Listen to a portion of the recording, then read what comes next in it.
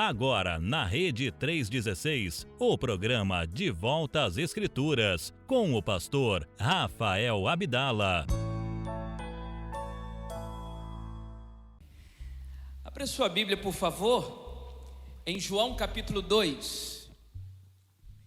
João capítulo 2, nós vamos ler os 12 primeiros versos desse texto.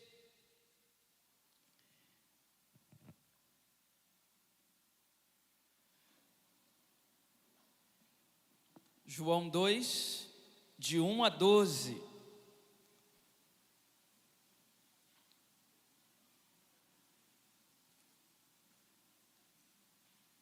Dizem que hoje é o dia dos namorados. Não sei muito bem porque eu estou aqui trabalhando. E você também está aqui, então... Mas já que a gente está aqui, louvado seja Deus, vamos falar um pouco sobre o amor que transforma. E por isso um feliz dia dos namorados para você. Amém? Para você que é namorado, para você que é casado, para você que está solteiro e que deseja casar-se, um feliz dia profético dos namorados. Em nome de Jesus. Que há quem esteja solteiro e queira permanecer solteiro, o que é absolutamente legítimo. Há quem esteja feliz em estar em solitude, solteiro, louvado seja Deus. Mas há quem esteja à procura de alguém. Receba esse 12 de junho como um dia profético sobre a sua vida. Quem sabe no próximo 12 de junho você estará com flores. Amém? Eu ouvi uns améns meio desesperados essa noite. João 2 diz assim: 3 dias depois houve um casamento em Caná da Galileia, achando-se ali a mãe de Jesus. Jesus também foi convidado com os seus discípulos para o casamento. Tendo acabado o vinho, a mãe de Jesus lhe disse: eles não têm mais vinho. Mas Jesus lhe disse: mulher, o que tenho eu contigo? Ainda não é chegada a minha hora. Então ela falou aos serventes: fazei tudo o que ele vos disser. Estavam ali 6 talhas de pedra que os judeus usavam para as purificações, e cada uma levava 2 ou 3 metretas. Jesus lhes disse: enchei de águas as talhas. E eles as encheram totalmente. Então lhes determinou: tirai agora e levai ao mestre-sala. Eles o fizeram. Tendo o mestre-sala provado a água transformada em vinho, não sabendo de onde viera, se bem que o sabiam os serventes que haviam tirado a água, chamou o noivo e lhe disse: todos costumam pôr primeiro o bom vinho, e quando já beberam fartamente, servem o vinho inferior. Tu, porém, guardastes o bom vinho até agora. E com este, deu Jesus princípio aos seus sinais em Caná da Galileia. Manifestou a sua glória, e os seus discípulos creram nele. Depois disso, desceu ele para Cafarnaum com sua mãe, seus irmãos e seus discípulos, e ficaram ali não muitos dias. Amém? O amor transforma. Esse, segundo o relato de João, que é o mais pedagógico dos evangelistas, é o primeiro sinal de Jesus no que diz respeito a operações prodigiosas, operações que fogem à lógica natural, operações que extrapolam o que é comum, que mudam a realidade das coisas. Um cego voltar a enxergar sem uma intervenção cirúrgica, sem um tratamento, é uma operação milagrosa. Uma pessoa com dificuldade motora, que volta a ter a plenitude dos seus movimentos, sem uma intervenção cirúrgica, sem um catéter, sem um processo de tratamento, é uma operação milagrosa. Tudo aquilo que extrapola o comum, que extrapola o ordinário, é o que a Bíblia chama de sinal, de milagre, de prodígio. Você sabe muito bem que dentro da pedagogia de João, ao escrever o seu livro, ele encerra lá no último capítulo, mais precisamente no último versículo, fazendo uma justificativa. E qual é a sua justificativa? Ele diz e utiliza uma figura de linguagem chamada hipérbole, isto é, um exagero. Ele diz que há, porém, muitas outras coisas que Jesus fez.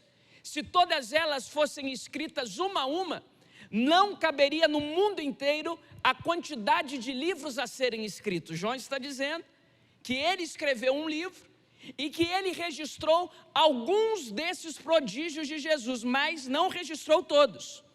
Que se ele fosse registrar todos, o mundo inteiro seria pequeno para empilhar a quantidade de livros que seriam escritos. A maioria, ou quase todos, os comentaristas do Novo Testamento, os estudiosos, consideram que isso é, como eu já disse, uma hipérbole, um exagero. Mas será? Talvez, de fato, todas as grandes obras de Jesus, se escritas em Arial 12, em folha de papel Chamex A4, preencheria o universo todo, de tantas são as obras do nosso Senhor. Mas mesmo assim, João pedagogicamente registra 7 sinais milagrosos.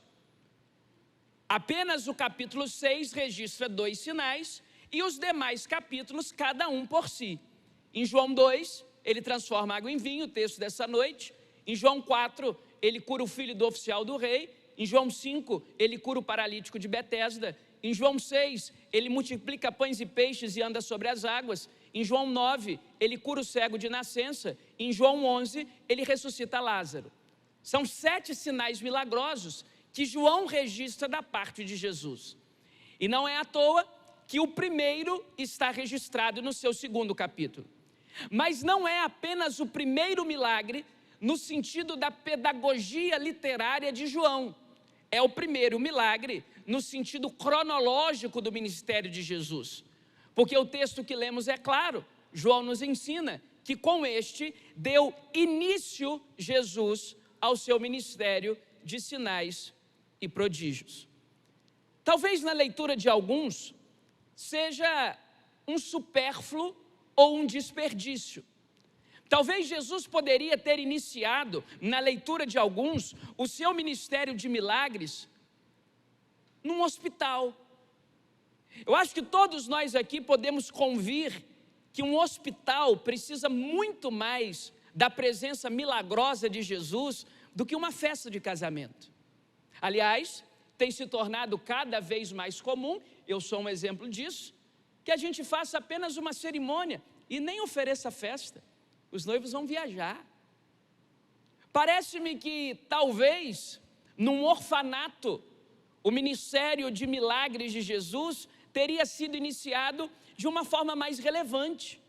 Crianças sem os seus pais, abandonadas nas ruas, nos guetos, nas sarjetas. Talvez lá no tanque de Betesda, Jesus poderia ter feito o seu primeiro milagre.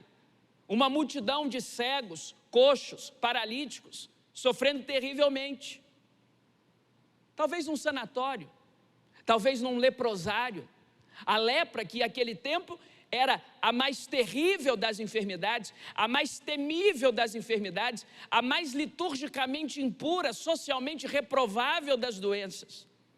Talvez seria, ou teria um melhor custo-benefício, Jesus iniciar os seus sinais milagrosos nesses ambientes.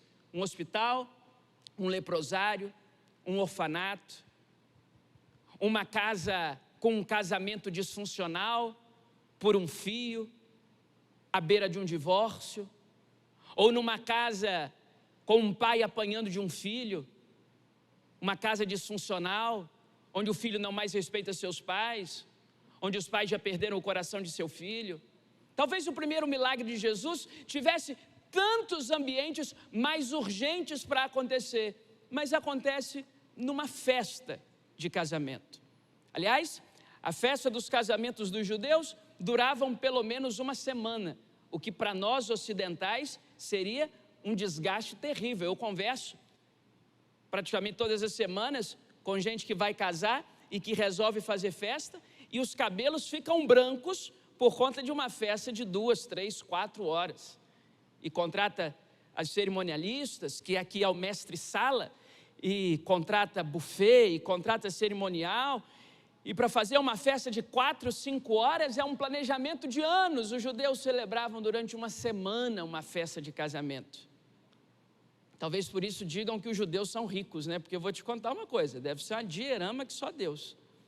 Uma semana celebrando a festa. E nesse caso específico, no meio da festa, o vinho acaba. Algo supérfluo. Acabou o vinho. Acabou o vinho é o seguinte, pessoal, vamos embora. Acabou. Vamos para casa. Ninguém nunca morreu porque acabou o vinho. Ninguém adoece porque acabou o vinho. Ninguém fica cego porque acabou o vinho. Ninguém vai para a cadeira de rodas porque acabou o vinho. Ninguém anuncia um divórcio porque acabou o vinho. Às vezes se anuncia um divórcio porque está excedendo no vinho. Agora, porque acabou o vinho, não. Por que um milagre de Jesus numa festa onde acabou o vinho?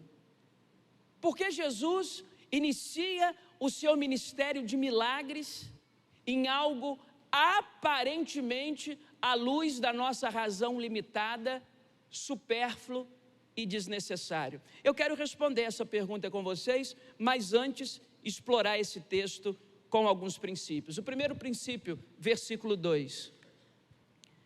Convide Jesus para os momentos de alegria da sua família. Convide Jesus para os momentos de alegria da sua família. Olha comigo o versículo 2, por favor. Jesus também foi convidado com os seus discípulos para o casamento. É muito comum na nossa trajetória nós convidarmos Jesus para os momentos tristes da nossa vida. Todas as vezes que um parente meu já esteve num hospital, eu convidei Jesus para ir comigo. Todas as vezes que familiares meus e gente que eu amo esteve em situações difíceis, agarrados nos seus dilemas, nas suas misérias pessoais, eu convidei Jesus para ir comigo. Vários momentos delicados, difíceis da minha vida, em que me sentia apequenado e amedrontado de encarar sozinho, eu convidei Jesus para ir comigo. Vários desafios pessoais, ministeriais, eu convidei Jesus para que fosse comigo. Para várias reuniões difíceis da igreja, na sociedade, eu falei, Jesus, vai comigo, isso é difícil, isso é um tema difícil, isso é um tema delicado. Nós convidamos Jesus para ir com a gente na UTI, nós convidamos Jesus para ir com a gente no hospital, nós convidamos Jesus para ir para a gente resgatar alguém das drogas, resgatar alguém do vício, nós convidamos Jesus para os ambientes de tristeza. Às vezes nós esquecemos de convidar Jesus para o ambiente de riso. Às vezes nós esquecemos de convidar Jesus para os ambientes de celebração. Às vezes, quando tudo vai bem e o clima é de festa, o clima é de alegria, o clima é de harmonia, nós esquecemos de convidar Jesus. O que essa família está nos ensinando é que Jesus precisa ser convidado para os momentos alegres da nossa vida. Porque eu acredito que existem situações conjugais, matrimoniais, nesse Dia dos Namorados, e o seu casamento não é diferente do meu, todos nós aqui passamos por inúmeros desafios, mas eu acredito que se você puxar na memória, existem momentos de celebração que todo mundo já passou. O problema não é você ter um dia mau, o problema é você ter a vida inteira má. O problema não é você ter picos lá embaixo, o problema é sempre você viver lá embaixo. E se nós puxarmos a memória, a nossa jornada como gente, a nossa jornada como humanidade, a nossa jornada como pessoa, tem coisas para celebrar sim, sempre tem. Celebrar a geração que saiu de nós. Às vezes ver na vida dos nossos filhos sonhos que nós fomos incapazes de realizar, se realizando na vida da nossa descendência. Às vezes vendo projetos que para nós foram frustrados e alegrias que em nós foram incompletas, se resolvendo e se cumprindo na vida daqueles que foram fruto do nosso amor, fruto da nossa existência, fruto da nossa conjugalidade, por mais difícil que seja. A vida da gente tem momentos bons também, tem momentos felizes também. E o que esse texto nos ensina é convidar Jesus para esse ambiente de festa. não é lembrar de Jesus apenas quando alguém adoece, ou lembrar de Jesus apenas quando a coisa não vai bem. É lembrar de Jesus no dia bom, ressignificar memórias no dia bom. Por isso eu sempre fui adepto do fato de que nós devemos criar boas memórias em família. Porque são as boas memórias que vão garantir a nossa unidade no dia mau. O dia mau não é uma questão de si, é uma questão de quando. Ele sempre chega. E as boas memórias que nós vamos criando ao redor da nossa vida nos servem de escape, nos servem de porto seguro para o dia mau. Porque nós somos falíveis, nós somos pequenos, nós somos errantes, mas nos dias bons, lembre-se de convidar Jesus. O segundo princípio, observe comigo o versículo 3, por favor.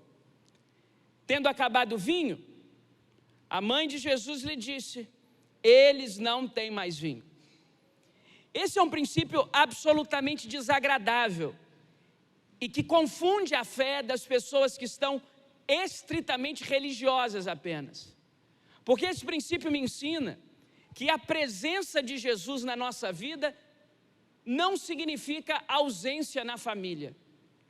A presença de Jesus não significa ausência de problema, ou a presença de Jesus não significa que a escassez não possa bater a nossa porta. Jesus está na festa, Jesus é convidado de honra, Jesus foi lembrado, Jesus foi celebrado e o vinho acabou. A presença de Jesus não impediu que o vinho acabasse. A presença de Jesus não impediu que a escassez chegasse. É claro, porque se a presença de Jesus fosse, por si só, uma convicção de absoluta, isto é, 100%, nenhum casal crente teria crise. E você conhece algum casal crente que nunca passou por crise? Que eu desconheço. E nós temos Jesus. E conquanto tenhamos Jesus, o dia mau chega. Conquanto tenhamos Jesus, as insatisfações vão se acumulando. E a depender da personalidade de cada um, essas insatisfações podem explodir depois de um tempo, ou podem ser diluídas todos os dias e acabar causando e provocando no outro uma explosão. Viver é um negócio perigoso, acertou o Guimarães Rosa. A vida não é para amadores. A presença de Jesus não significa que o vinho não vai acabar. O Senhor dos Senhores, aquele que criou a uva, aquele que criou o vinhedo, estava presente na festa e o vinho acabou. Agora, uma coisa nós precisamos fazer jus a esse texto. Na nossa cultura ocidental, aqui para nós de Guarapari do Espírito Santo, dizer que o vinho acabou, não há na nossa categoria de pensamento a noção da vergonha que isso significava para aquela família. O vinho acabar naquele tempo era uma vergonha, significava despreparo, ausência de alegria, vergonha. Vergonha para a família dos noivos, vergonha para os noivos, escândalo social. O vinho no Antigo Testamento é um sinônimo de alegria, significa o fim da alegria daquela festa, significa que não fizeram a conta direito, significa que não podiam estar fazendo aquilo ali, significa que vão falar o resto da vida naquela comunidade pequena, que aquela dupla, que aquele casal deu uma festa e não conseguiu bancar até o fim. Vergonha. Não é à toa que a mãe de Jesus o procura para dizer que o vinho acabou, porque a mãe de Jesus, como mãe, está observando os olhares dos pais dos noivos desesperados, porque o vinho acabou e os convidados ainda estão ali esperando. Vergonha, absoluta vergonha. Mas há um terceiro princípio, repare comigo o verso 5. Então ela, Maria, falou aos serventes: fazei tudo o que ele vos disser. O terceiro princípio é: a presença de Jesus significa a resolução dos conflitos. A presença de Jesus significa a resolução dos conflitos. Conquanto a presença dele não implique a ausência dos conflitos, a presença dele significa imperiosamente resolução dos mesmos. Onde Jesus está, o conflito é solucionado. Onde Jesus está, o conflito é sanado. A presença de Jesus faz com que os nossos conflitos e as nossas discussões vão ganhando ajustes, vão se encontrando, vão se conectando e a provisão de Deus chega. Maria olha para os serventes e diz: façam tudo o que ele disser. Não é uma parte, não é alguma coisa, não é alguma das suas ordens, é tudo o que ele mandar. Tudo o que ele mandar deve ser feito. Por quê? Primeiro, porque ele sabe o que está fazendo. Segundo, porque ele é o Senhor da história. Terceiro, porque não existe obediência parcial quando se trata de Jesus. A palavra é: façam tudo o que ele disser. A presença de Jesus significa resolução dos conflitos. E agora começa o grande espetáculo do milagre. Qual é o espetáculo do milagre?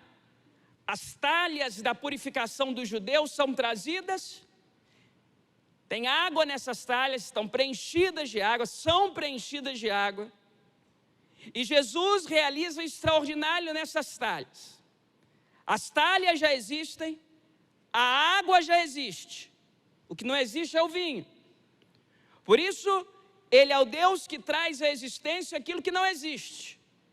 E ele usa como ponto de partida da solução milagrosa aquilo que já existe. As talhas da purificação dos judeus já existem, a água já existe, e num fenômeno absolutamente inexplicável, ele transforma aquela água em vinho e nos dá um quarto princípio. Por quê? Porque aqueles irmãos que hoje são chamados de cerimonialistas, naquela época era o mestre-sala.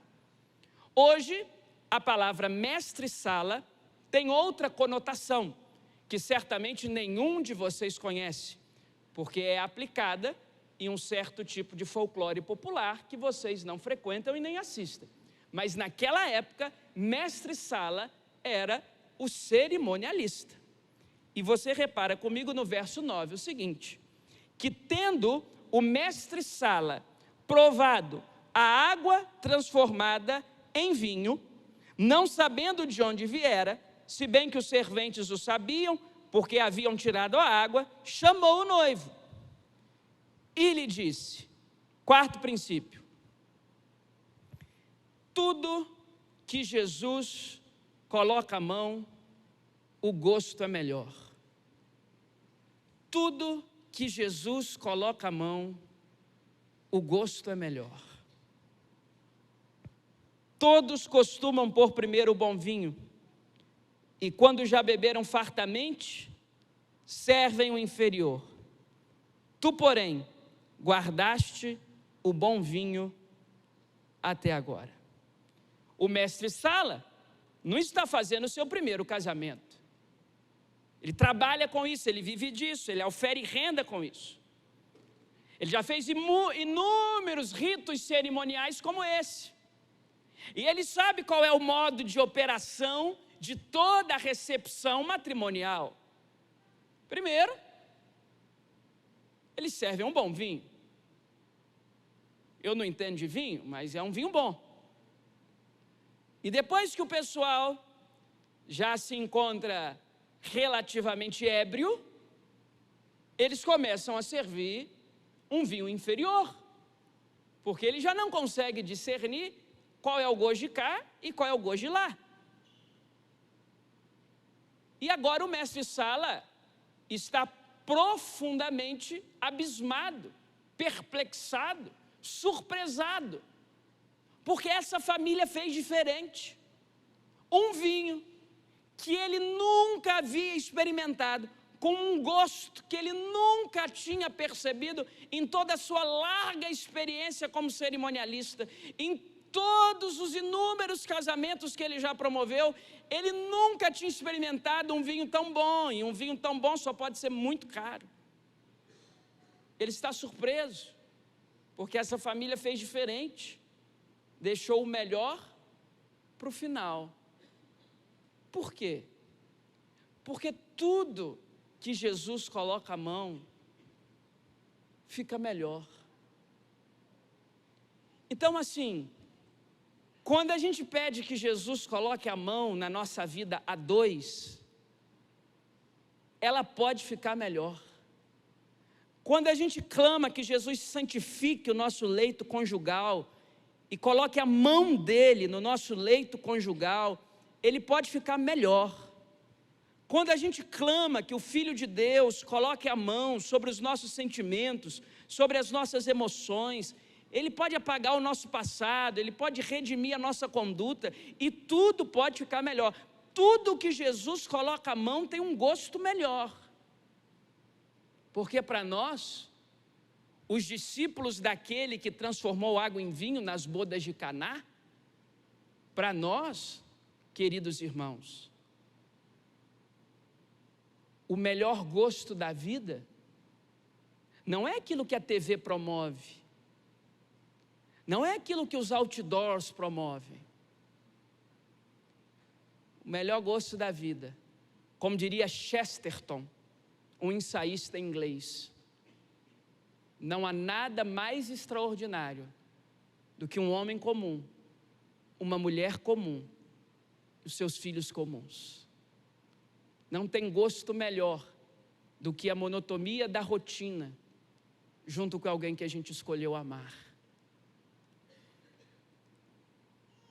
Os apelos sexuais, hormonais, lasciviosos, estão cada dia mais latentes diante dos olhos humanos. Os filhos. Antigamente, para uma criança ou para um adolescente ter acesso à pornografia ou à nudez do sexo oposto, era uma burocracia tremenda. Era uma tremenda burocracia para uma criança ou para um adolescente das décadas passadas. Não, décadas não, né? Do século passado. Ter acesso à lascividade dos olhares. Era burocrático. Hoje está no outdoor da Terceira Ponte. Hoje está a um clique do celular que cada vez mais novo a criança vai ganhando. E não é só o mal da efervescência hormonal dos mais jovens, não. Depois da pandemia, eu estava lendo um estudo e eles estavam catalogando o crescimento da pornografia pós-pandemia. A pandemia aprisionou as pessoas, né? As pessoas ficaram mais em casa. Uma das consequências da pandemia foi o isolamento das pessoas em casa. Aumentou em muito o acesso aos sites pornográficos. E eles conseguiram catalogar que em muito esse aumento se deu entre adultos e idosos. Gente mais vivida. Gente que em condições normais de sanidade não precisa ter acesso a isso, tem cônjuge, tem família. São as doenças da mente e de um coração que precisa ser quebrantado ao Espírito Santo para se ver livre. A pornografia é um culto a Satanás. Atrás da pornografia tem abuso infantil, tráfico humano, tráfico de criança.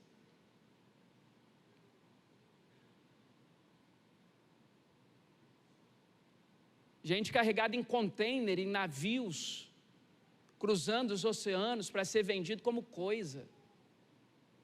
A lascividade dos olhares, a infidelidade, o adultério, tudo por quê? Porque nós precisamos nos submeter ao toque de Jesus. E quando Jesus toca, o gosto de tudo fica melhor. O gosto do casamento fica melhor. A gente aprende a ressignificar a alegria e o prazer com o que a gente tem no nosso próprio leito. A gente não precisa de mais nada. A gente se reencontra na satisfação do olhar do outro. Porque a paixão é um sentimento. Mas o amor é uma decisão. E agora Jesus transforma essa água em vinho e nos dá essa preciosa lição de que tudo aquilo que Ele coloca a mão é melhor. Tudo aquilo que Ele coloca a mão tem um gosto diferenciado. Tudo aquilo que Ele coloca a mão é mais saboroso. A minha oração por cada casal aqui, nesse Dia dos Namorados, que você escolheu celebrar com muita pompa e circunstância nesse culto de quinta-feira, é que vocês recebam o toque de Jesus. Esse é o melhor presente. Esse é o melhor buquê de rosas. Essa é a melhor caixa de chocolate. Esse é o melhor jantar. O toque de Jesus promovendo um gosto melhor na nossa vida. E aí eu concluo no versículo 11, com este, deu Jesus princípio aos seus sinais em Caná da Galileia e manifestou a sua glória e os seus discípulos creram nele. Então não foi supérfluo, não foi desnecessário. Ele é soberano e Ele queria estabelecer o seu primeiro milagre no ambiente que Ele sabia que até o dia que Ele retornasse a esse mundo para nos resgatar e estabelecer novos céus e nova terra, Ele sabia que esse seria o ambiente que precisaria de milagres cotidianos e constantes. A família, casamento, nada é por acaso. Talvez os hospitais não precisem de tantos milagres quanto a casa da gente.